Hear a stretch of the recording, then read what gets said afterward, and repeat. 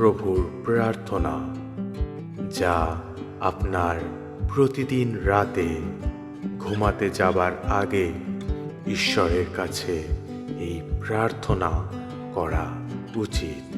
আসুন আমার সাথে প্রভুর প্রার্থনা শুরু করুন। হে আমাদের স্বর্গস্থ পিতা, তোমার নাম পবিত্র বলিয়া মান্য হোক।